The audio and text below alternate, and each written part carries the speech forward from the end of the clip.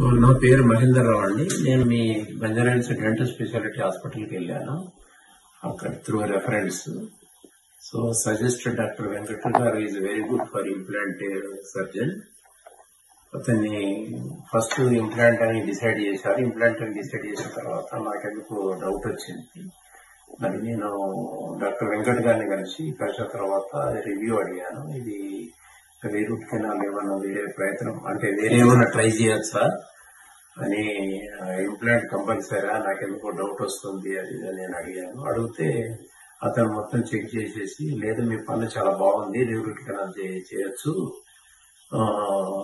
కొద్దిగా 3-4 sittings 5-6 sittings పడతా ఉంటాయి.